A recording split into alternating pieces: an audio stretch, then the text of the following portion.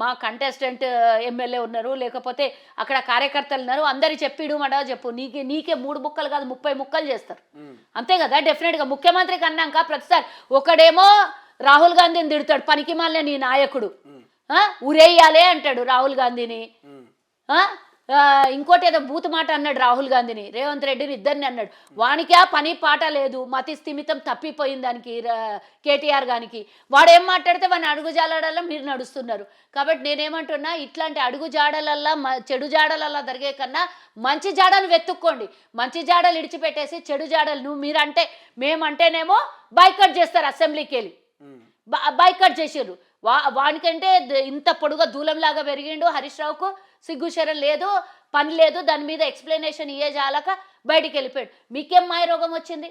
ప్రతిపక్షంలో ఉండి ప్రతిపక్ష హోదా నిలబెట్టుకోకుండా అసెంబ్లీ నుంచి బాయ్కట్ చేశాడు. మరి ఏం మాయ రోగం వచ్చింది? ఇదే మాట నువ్వు అసెంబ్లీలో మాట్లాడినట్టు తల 3 ముక్కలు చేస్తా, రేవంత్ రెడ్డిని 3 ముక్కలు చేస్తా అని నువ్వు దమ్ముంటే నువ్వు అలా మాట్లాడినట్టు కదా. ఎందుకు అడకెళ్ళి బాయ్కట్ చేసినావు? శాసనసభలో మాట్లాడి చేతగాలి. మొన్న జిహెచ్ఎంసీ సమావేశాల విస్తృత సమావేశాల్లో మాట్లాడి చేతగాలి. అంతా అయిపోయినాక డీలిమిటేషనే అయిపోయినాక ఇప్పుడు ముక్కలు చేస్తా అంటే మెప్పు పొందడానికి నీ నియోజకవర్గం ప్రజలతోని ఎట్లన్నా మళ్ళీ నెక్స్ట్ ఇక గతి లేకుండా పోతాడు. కాబట్టి ఇప్పటి నుంచి ఏదో 1-2 మాటలు మాట్లాడితే మీడియా ముంగలు నిలబడతా అని అనుకుంటుండేమో. తలసాని శ్రీనివాస్కి వార్నింగ్ ఇస్తున్నాము. నువ్వు మాట్లాడినవని నీ పైనున్నోడు మాట్లాడినాడు అని ఇంకా పైనున్నోడు, లేదా వాడు మాట్లాడితే వాళ్ళది అది తొక్కి ఇది తొక్కి వచ్చి మీరు మాట్లాడతా అనంటే ఇక్కడ కుదరదు.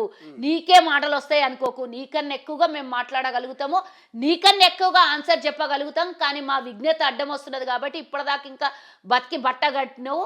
ఈ రౌడీయిజం నీ ఇంటికాడ చూపించుకో, ఈ పెత్తనం నీటికాడ చూపించుకో.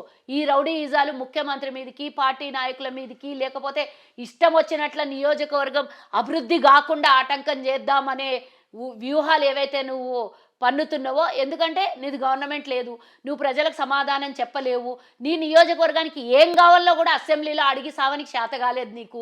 కాబట్టి నీకు చేత కాలేదు, ప్రజలు అడుగుతారు కాబట్టి ఏదో ఒకటి ముంగలేసుకున్నావు. మొన్న అసెంబ్లీలో ఉండి నీ నియోజకవర్గానికి ఏం చేసినవరా బడవా, ఏమడుగునవరా బడవా అని వాళ్ళు అడుగుతారని అంతకుముందే ఈ 2 మాటలు బయటకు వచ్చి మాట్లాడుతున్నావు. ఈ మాటలు మాట్లాడితే 4 మాటలు వైరల్ అవుతాయి, ఒక 6 మంది నిన్ను తిడతారు. కాబట్టి ఇట్లాంటి వేషాలు వేసి దాన్ని కవర్ చేసుకుందామనే ప్రయత్నం చేస్తున్నావు. కానీ సనత్ నగర్ ప్రజలు చూస్తున్నారు నేను. ఇప్పుడు ఇంతకుముందు ఒక మాట అన్నారు మీరు, గొర్రెల స్కామ్ ఇవన్నీ కూడా బయటకు వస్తాయని అంటున్నారు. ఇంకెప్పుడు వస్తాయి బయటకు? వస్తాయి ఇక దగ్గరకు వచ్చినప్పుడు అన్ని వస్తాయి. వినాశకాలే విపరీత బుద్ధి అని కాలం చెల్లినప్పుడు అన్ని బయటకు వస్తాయి. చేయడం ఈజీ కానీ దాన్ని పూర్తిగా ఏమంటారు ప్రక్షాళన చేయడం చాలా కష్టమైన పని కదా. సో చెయ్యాలి. ఒక్క స్కామ్ తీయాలంటే దాని వెనకాల 100 స్కాములు వెళ్తున్నాయి వాళ్ళు ఒక్కొక్కరు.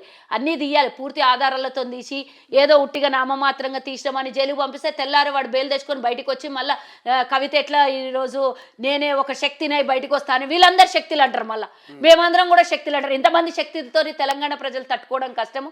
పోతే ఇక బొక్కలకు పోయినంటే బయటికి రాకుండా చూడాలి. తీహార్ జైలు పోయి కూడా బయటకు వచ్చి ఈరోజు ఆమె నా శక్తి అంటుంది. మళ్ళీ వీళ్ళు ఈడ చెంచలు కూడా జైలుకు పోయి నా శక్తి అనరంటే కష్టం కదా మళ్ళా. అందుకని ఈ శక్తి లేకుండా చేయాలి.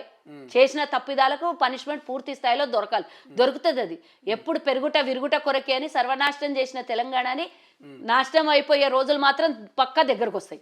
సంక్రాంతి పండుగ వాతావరణం ఇటు తెలంగాణ అటు ఏపీ 2 కూడా కనబడుతున్నది. సో సంక్రాంతికి చాలా సినిమాలు రిలీజ్ అవుతున్నాయి.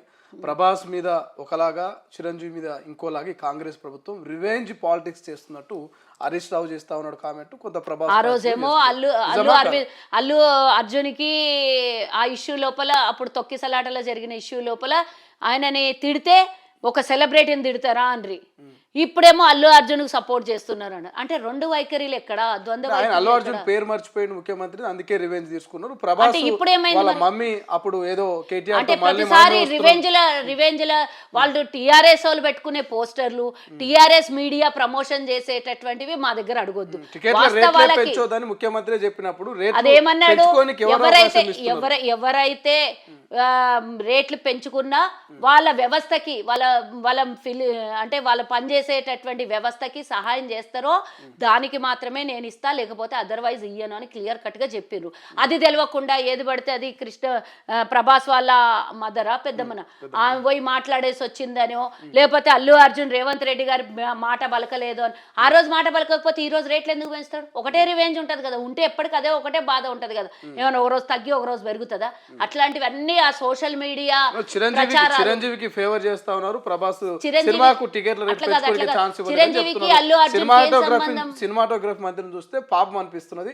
మంత్రికి తెలియకుండా టికెట్ల రేట్లకు ఎవరు అవకాశం ఇస్తారు పెంపుదలకు? అది నీకెట్లా తెలుస్తుంది? ముందే ఆ మంత్రి చేసిండ్రా, రేవంత్ రెడ్డి చేసిండ్రు. రేవంత్ రెడ్డి చేసిందని మీకు తెలుసా? పోన్ రేవంత్ రెడ్డి చేస్తాడా? దానికి ఒక వ్యవస్థ ఉన్నది కదా, మంత్రి ఉన్నాడు, దానికి ఒక కార్పొరేషన్ చైర్మన్ ఉన్నాడు, వాళ్ళు చూసుకుంటారు. ప్రతి చిన్న దాంట్లో పోయి రేవంత్ రెడ్డి ఏలు కాలు పెట్టి చూస్తాడా? సినిమా టికెట్లు పెంచితే రేవంత్ రెడ్డిదే ప్రాబ్లం, వద్దంటే రేవంత్ రెడ్డిదే ప్రాబ్లం, అన్ని రేవంత్ రెడ్డి మీద ఏడిస్తే ఇక మొత్తం వ్యవస్థనంతా చీమ నుంచి మనిషి దాకా అన్ని రేవంత్ రెడ్డి చూస్తాడా అని అంటారు మీరు. ముఖ్యమంత్రి కదా మరి, ముఖ్యమంత్రి అంటే దాని శాఖలు ఎందుకు ఇచ్చిర్రు? దాని శాఖ మంత్రులు ఎందుకు ఇచ్చారు? మంత్రికే తెలియదు అంటుడు కదా ఆయన చెప్పిండా మీకు? మంత్రి నాకు తెలియదు, నాకు తెలియకుండానే టికెట్ రేట్లకు సంబంధించి పెరుగుతా. అరే పెంచుకున్నారేమో వాళ్ళు, అయితే సీఎం చెప్పి ఈ రేట్లు పెంచుకోండి, ఈ రేట్లు తగ్గించుండి అని చెప్తారా? దాని డిపార్ట్మెంట్లతో మాట్లాడుకుని ఉండొచ్చు. దానికో చైర్మన్ ఉన్నాడు కదా, ఆ చైర్మన్ తో మాట్లాడుకోమని పోయి మా అన్ని ప్రతిదానికి సీఎమేనా? ప్రతిదీ తుమ్మితే సీఎం, దగ్గితే సీఎం, కూర్చుంటే సీఎం, లీలబడితే సీఎం, అన్నిటికీ సీఎమేనా? కళ్ళల్లో ఒత్తులేసుకొని చూస్తున్నారు సీఎంని తిట్టాలని. అంటే అంత పాపులారిటీ ఉన్నదనే అర్థం కదా రేవంత్ రెడ్డి గారికి.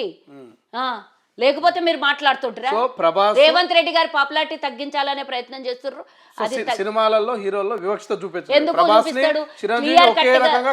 అందరికి ఒకటేలాగా చూస్తారు. అయినా వాళ్ళతో ఏం పని ఉంటది? వాళ్ళ వ్యవస్థ వాళ్ళకి పనిచేస్తుంటది. సినిమాలు నచ్చితే సినిమా చూస్తారు, రేవంత్ రెడ్డి అన్న చూస్తాడు, ఆయన కూడా మనిషే కదా, మా లాంటి వాళ్ళని చూస్తాం. కానీ దాని మీద వ్యవస్థ ఏదైనా తప్పుదారి పడుతుంటే మధ్యలో ప్రభుత్వం ఎంటర్ అవుతుంది. కానీ అన్నిట్లో ప్రభుత్వం తలదూర్చి ఏలు పెట్టి కాలు పెడుతుంది అని వాళ్ళు ప్రాపగండా చేస్తే ఆ క్వశ్చన్ మీరు నాకు అడిగితే నేను రేవంత్ రెడ్డి గారిని పోయి అడుగుతున్నా, అన్న నువ్వేనా అన్న ఈ రేట్లు పెంచిపించినావు మంత్రికి తెలియకుండా, లేకపోతే కృష్ణన్ రాజు ఫ్యామిలీ మీద పగబట్టి పెంచడం అంట అన్న, ఇది నిజమా అబద్ధమా అని అడుగుతున్నా నేను పోయి. తెలియని విషయాలు, సంబంధం లేని విషయాలు ముడిపెట్టి అంటగడితే అది ఇక ఎవరికి కూడా ఆన్సర్ దొరకదు. మున్సిపల్ ఎన్నికలు రాబోతా ఉన్నాయి. మున్సిపల్ ఎన్నికల్లో కాంగ్రెస్ హవా కనబడే ఛాన్స్ ఉందా? ఛాన్సా? అన్ని మున్సిపాలిటీలు కాంగ్రెస్ గెలుచుకుంటారు. మొన్న గ్రామ పంచాయతీలో 40% దాకా వాళ్ళు మస్తు చెప్తారు చూసుకో.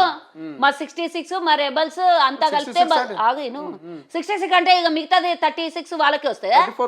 ఎట్లా వస్తుంది అంటే ఇక రెబల్స్దే 7% 8% ఉన్నది, వాళ్ళకి 33% రాలేదు. వాళ్ళు మీదికి కిందికి ఉరుకులాడితే ఎట్లా? మా దగ్గర 20 మంది ఎమ్మెల్యేలు లేకున్నా వాళ్ళ 12 మంది వెళ్ళిపోయింది. అయినా కానీ మేము ఆ రోజు 4700 సీట్లను సంపాదించినాం 2018లో. అట్లా మోతెవరు చెప్పుకునేటోళ్ళు 50 మంది ఎమ్మెల్యేలు గెలిచిన వాళ్ళు, నియోజకవర్గాలలో పట్టున్నది, మాది ఇంకా పలుకుబడి ఉన్నది, కాంగ్రెస్ పార్టీ ఎజెండా లేదు, 6 గ్యారెంటీలు తీసుకొని పోతారు, దీని మీద బాకీ కార్డు పట్టుకొని పోతాము, ఊర్లల్లో తిరగనీయము, ఒక్క ఓటు పడదు, నిలబడ్డోళ్ళు అందరూ ఓడిపోతారు, ఇన్ని ప్రగల్భాలు పలికిన వాళ్ళు. మాకు 66% వచ్చిందంటే మా దాంట్లో సగం వచ్చింది. పూర్తి ఓవరాల్గా 100%లో సగం రాలేదు. మా దాంట్లో 50% వచ్చింది. ఓవరాల్ 50% కాదు వాళ్ళకి వచ్చింది. దాన్ని కంపేర్ చేసుకుంటే రెబల్లు వీళ్ళకన్నా బెటర్ పర్ఫార్మెన్స్ ఇచ్చారు. అసలైన తొలి వెలుగు. ఫాలో వాట్సాప్ @తొలి వెలుగు అఫీషియల్.